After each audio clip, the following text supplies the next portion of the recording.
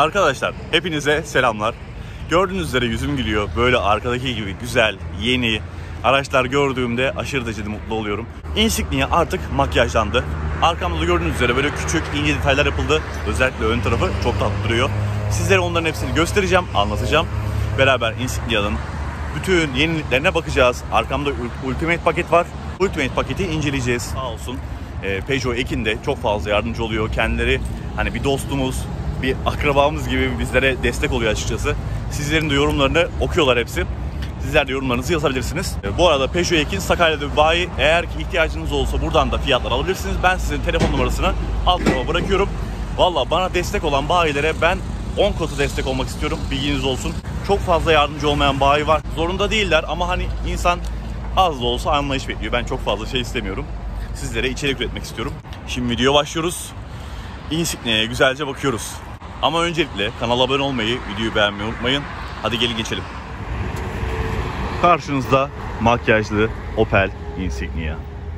Gördüğünüz gibi güzel bir tasarımı olan Insignia çok daha güzelleşmiş. Özellikle ön tarafta böyle Corsa'ya benzer bir far grubu olmuş. Corsa'daki gibi hani ledler genelde eskiden böyle bumerang tarzında yukarıdaydı. Şimdi alt tarafa alınmış ve biraz daha küçültülmüş. Şöyle anahtarını sizlere göstereyim. Anahtarı da siz çok merak ediyorsunuz. Şöyle bastığımızda sinyallerimiz yanıyor. Intellilux led farlarımız mevcut. Bu farları bayılıyorum arkadaşlar. Opel far konusunda mükemmel. Böyle geceleri sağa sola dönüyor. Bir tarafı kapatıyor, bir tarafı açıyor. İnsanların gözünü almıyor. Mükemmel. Yani Opel'in farlarına bayılıyorum. Bu konuda sizler de biliyorsunuz. Böyle gece sürüşü yapmayı da çok isterim böyle bir arabayla. Şu anda aracın üzerinde plaka dahi yok. O yüzden sürüşünü yapamıyoruz. İlerleyen zamanlarda sizlere sürüşünü de yapacağım. Önce bir etrafında dolaşalım mı şöyle sizlerle beraber? Bir bakalım. Koca koca jantlarımızı görüyorsunuz. Bunlara birazdan bakacağız sizinle. Yan tarafta herhangi bir değişiklik yok. Ayna dışında aynayı kaplamışlar. Ultimate paket bu araç. Aynalar kaplı. Arka tarafta çok bir fark göremiyorum arkadaşlar. Sinyaller led olmuş mu? İşte olmamış. Keşke sinyallerde led olsaydı mesela. Ben onu aradım. Hani böyle stopun içinde olduğunu düşünsenize, şu arada böyle bir sinyalin olduğunu. Mükemmel olmaz mı? Aşırı derece yakışırdı. Opel makyajda bunu yapmamış. Bu arada arka tarafa geçince şu gözüme çarptı. Bakın anahtarın üzerinde, odakla bakalım, bagaj açma tuşumuz yok. Daha önceki kasada vardı hatırlıyorum. Dizel bir araç. Şöyle AdBlue sisteminde görebilirsiniz. Şurada bakın kapak koymamışlar. Kapak yerine şöyle bir yaylı sistem koymuşlar. Aslında petrollerde uğraşmamış oluyorsunuz böyle olduğunda. Şimdi bizim araçta falan böyle adam kapağı açıyor, sonrasında onu açıyor, öbürünü açıyor derken bayağı uğraşıyor. Şimdi Insignia'ya ön taraftan bakmaya başlayalım. Ön tarafta panjur değişmiş arkadaşlar. Şöyle panjura baktığımızda güzel krom detaylarımız mevcut. Yani boyut olarak çok fazla büyümemiş gibi, sanki bir tık büyümüş gibi gördüm. Ben özellikle farlara değinmek istiyorum. Ya farlar şu an acayip gözüküyor. Daha yakayım şunları. Hatta dur ben içeri geçip içeriden bir farları yakıp geleyim. Araçta paspas dahi yok. Basmaya kıyamıyorum. Şu an farlarımızı yaktık. Uzaktan bir göstereyim size farları. Ya bence zaten bu arabanın can alıcı noktalarından biri de farları. Özellikle şu bölüm çok hoşuma gitti. Bak buradan böyle sanki fırlamış gibi. Farın içinden gözüküyor. Hani bir silah gibi gözüküyor açıkçası, öyle söyleyeyim size. Lazer silah gibi gözüküyor. Burada bakın köşe aydınlatmasını görüyorum. Şu içeride viraj aydınlatması. Aynı şekilde burada da beyaz ledler yanıyor ve burası da standart aydınlatmamız. Yani diyorum ya, bunu gece sürmeyi çok isterdim. Böyle sağa sola dönüşlerini izlemeyi çok isterdim. Sislerimiz, merak ettim. Sisler sarı mı beyaz mı? Sis farlarımız aynı şekilde beyaz. Bir de arka tarafı görmek istiyorum. Arkada sislerimiz ne durumda? Tek tarafta yanıyor sis farları. Jantlarımız 18 inç. Böyle siyahlı, grili ve elmas kesimi olarak görüyorum şu anda. Evet, elmas kesim bir jantımız var. Gayet güzel duruyor. 245 R18 Bridgestone Turanza kullanılmış arkadaşlar. Yani biraz gürültülü lastiklerdir Bridgestone'lar benim bildiğim kadarıyla. Özellikle Turanza serisi gürültülü diye biliyorum. Sizler de kullanmışsınız eğer, yorumlara yazarsınız. Insignia'nın tasarımına bakarsak eğer, şimdi Passat'la çok fazla kıyaslanıyor, öyle söyleyeyim sizlere. Yan yana aslında koymak isterdim arabayla beraber. Ancak yani Insignia'nın duruşu ağır duruyor ya. Duruşu gayet güzel. Büyük olduğunu hissettiriyor dışarıdan. Aynı şekilde içeride de sürerken büyük bir hissiyat veriyor. Çünkü kaput uzun. Kaput uzun olduğu için bu hissi arttırıyor.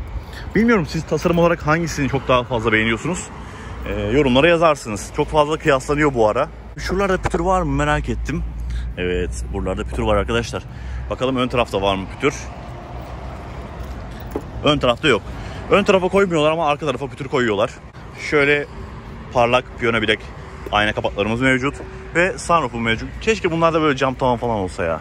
Sunroof bana biraz küçük geliyor. Yan taraflarda anlatacak pek fazla bir şey yok. Şu benim dikkatimi çekti. Anahtarsız giriş var ya bu araçta. Anahtarsız girişi her kapıya koymuşlar tuşunu. Yani bu çok fazla karşılaşacak bir durum değildir. Normalde şoför kapısı ve yolcu kapısına konur. Insignia'da şu olayı çok beğeniyorum. Şöyle ince bir stop lambası. Elektrikli bir bagajımız yok. Ama böyle bir bagaja elektrik yakışır. Büyük bagajda elektrik çok güzel oluyor. Bunun büyük ihtimalle bir üst paketinde olacaktır ya da opsiyonla gelecektir. Halımız böyle, ya Insignia'nın daha önce de bahsetmiştim. Şu halısına bayılıyorum arkadaşlar. Ya bunu böyle yat burada ya. Kafanı koy uyu. Ciddi söylüyorum, gelin böyle bir elleyin şuna. Hani zaten fark ediyorsunuz elinler nasıl olduğunu. Bunu biliyorsunuz. Eğer ki benzininiz biterse Huni'yi de yiyip dolduruyorsunuz. Alt tarafta herhangi bir kaplama göremiyorum. Burada bas var. Bu araçta Bose sistemi olduğu için burada ortada bir basımız mevcut. Tamir kitleri koyulmuş. Bagajda böyle, bagajda kocaman bir bagaj yani, hani açık ağızlı olmasından dolayı da burada rahat böyle eşya yüklemede kolaylık sağlarsınız. İşte şu elim şuraya gidiyor. Şuraya böyle basıp kapatmak istiyor. Ancak kolumuzla çekeceğiz. Şimdi gelin hadi içeri bakalım. İçeride neler değişmiş onları görelim.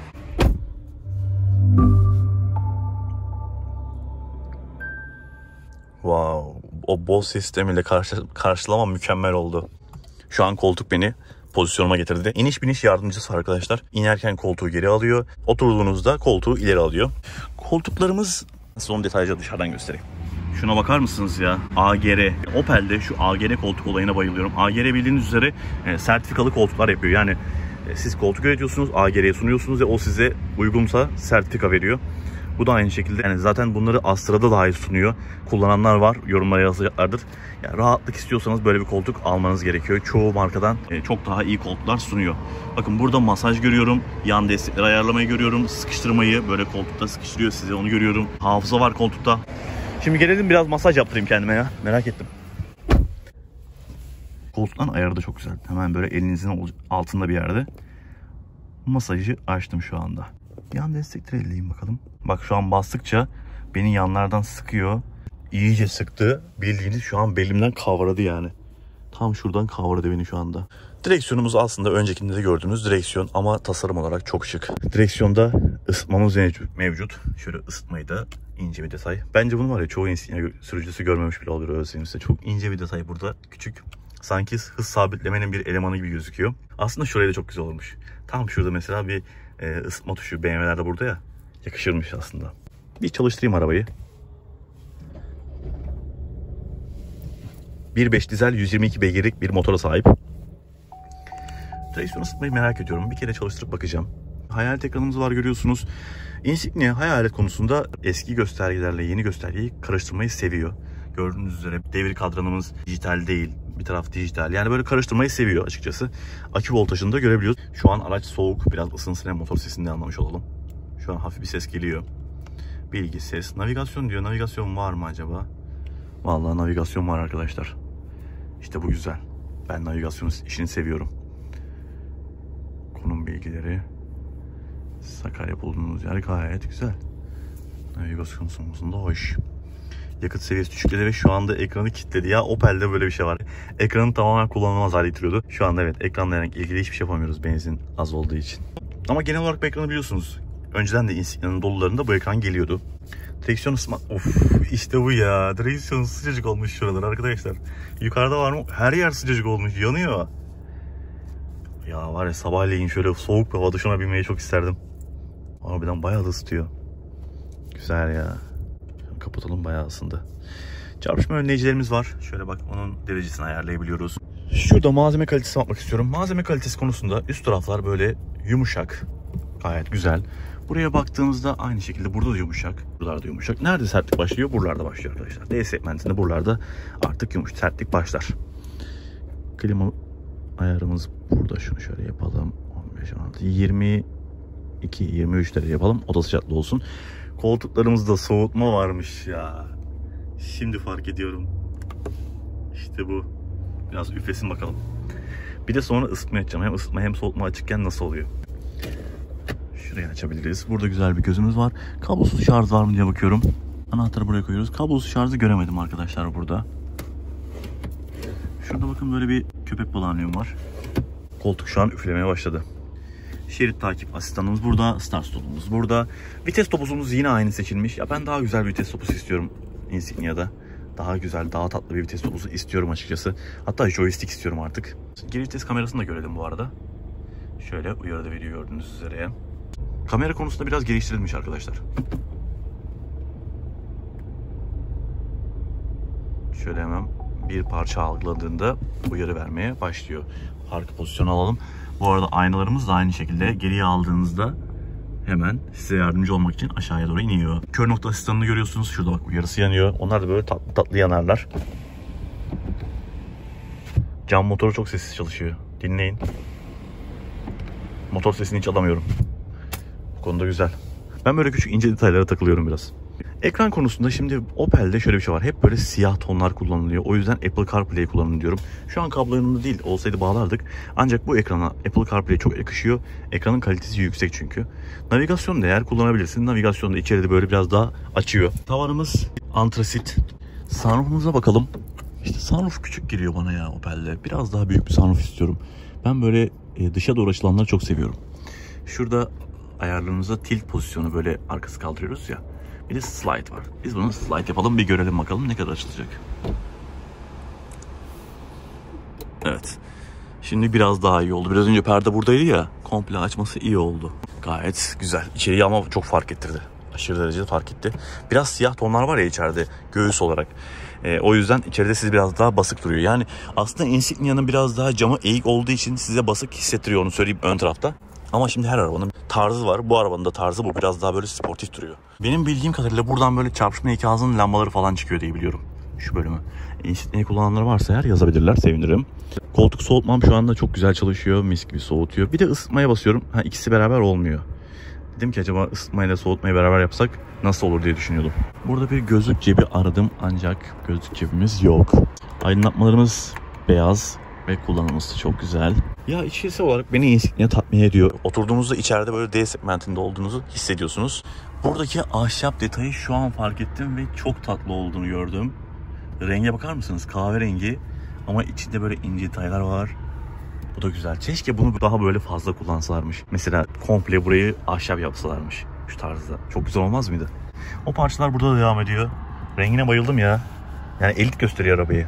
Arabanın kalitesini ortaya çıkarıyor. Bir koltuğu kendime göre ayarlayayım sonra arkaya geçiyorum. Ya bir Insignia'm olsa bu şekilde kullanırım açıkçası. Şu an çok rahatım. Bir arkaya geçelim. Arkaya geçtiğimizde krem koltukları görüyorsunuz. Daha da net olarak gördük şu anda krem koltukları. Ama koltuklar yani renk olarak mükemmel, alacaksınız. Biraz zor bakması ama böyle renkler alın arkadaşlar. İçeriği biraz daha açsın. Tamamen siyah olduğunda keyif vermiyor. Üst taraftaki malzeme kalitesi ön tarafın bir tık gerisinde. Hafif bir sertlik var. Altındaki malzemeyi hissediyorum. Buralar sert. Buralarda deri kullanılmış. Tabii ki. Arka tarafta ısıtmalarımız mevcut. Arka tarafa boş geçmemişler. Bak bu güzel. Ama arkada ne eksik? Bu sefer klima tuşları yok. Yani burada hani klima tuşları mı önemli, ısıtma mı önemli derseniz ben ısıtmayı seçerdim. Böyle havalandırmalarımız var. Alt tarafta USB girişlerimizi görüyorsunuz. Arka tarafta şimdi ben 1.81'iyim. Ön tarafta çok böyle rahat oturan biriyim. Gene aynı şekilde bak direğin arkasındayım. Hep söylüyorum artık. Şöyle oturduğumda gayet rahatım. Hani yatarak oturuyorum şu anda bak dik oturayım. Bu benim dik oturuşum, tamam mı? Ben böyle çok oturmam. Kocaman bir yer oluyor. Ben ne yaparım? Böyle biraz daha yayvan otururum. Burada da çok rahatım şu anda. Arka taraf ön tarafa göre biraz daha yüksekte oturuyor. Yani böyle konser pozisyonu var. Üstten bakıyorsunuz yola. Ama koltukların yumuşaklığı hissedilir derecede. Yani deriler genelde sert olur. Bunlar yumuşacık. Burada bir çıkıntı görüyoruz ama bu çıkıntı mesela hani yeni 20 gibi gözünüze batmıyor. Çok küçük bir çıkıntı var burada. Bir şekilde buraya sığdırmışlar. Şimdi gelin bir motoruna bakalım. Bunda yeni bir motor var arkadaşlar. Insignia için yeni bir motor. 1.5 122 beygirlik AT81 motor var. Bu motor dizel 3 silindirli. Umarım kaput amortisörü vardır derken hem de 2 tane varmış. Gayet güzel. Şu amortisörlere bakalım. Bakın GM amblemi ve Made in Germany. Aküyü komple kapatmışlar. Bizde mesela halımsı bir malzemeyle kapatıyorlar. Bunda bildiğiniz böyle acayip sert bir malzemeyle kapatmışlar. Bilmiyorum. Acaba bir koruma yönergesi falan mı çıktı ama çok farklı geldi bana bu konuda. Bu motorumuz arkadaşlar 3 silindirli. 1.5 motor, 122 beygir. Sarsıntısı ilk çalıştırmada hissediliyor sadece. Daha sonrasında herhangi bir sarsıntı yok. Isındığında zaten hiçbir şey kalmıyor. Ses de azalıyor. Artık bu motoru kullanıyorlar. Emisyondan dolayı bu motorlara geçmek zorundalar. 1.636 beygirlik motor tabii ki bu Insignia'ya çok yakışıyordu önceden. Ama emisyonu geçemiyor. O yüzden de Astra'dan ve Insignia'dan da kaldırdılar. Artık 1.5 bu 122 beygirlik yine GM'in üretimi olan motor kullanılıyor. Astra'da da burası böyle yumuşacıktı. Bunda da kullanılıyor. Büyük ihtimalle titreşim için bu kullanılıyor. Şurada turbomuzu görüyorsunuz. Burada yalıtımlar böyle bayağı bir kullanılmış yalıtım malzemesi. Normalde bu kadar fazla olmuyor her arabada. Üzerindeki amblemlere bakalım. Yani şuradaki baskılara kadar tamamen GM. Bunu Astra'da 9 ileri gördük. Bu araçta 8 ileri doğru kullanmışlar. GM vallahi her yere amblemini koymuş. Farlar da kimin acaba ya? Made in Avusturya. Avusturya, evet. Made in Avusturya diyor. Yeni nesil bir motor. Bunu kullandığımızda çok daha iyi anlayacağız performansını. Bu aracı kaldırıyor mu? Bunları hepsini göreceğiz. Gelin bir de sizlere şu Bose sistemini göstereyim. Arkadaşlar mükemmel. Mükemmel. Şimdi açıyorum. Bak girişe bak.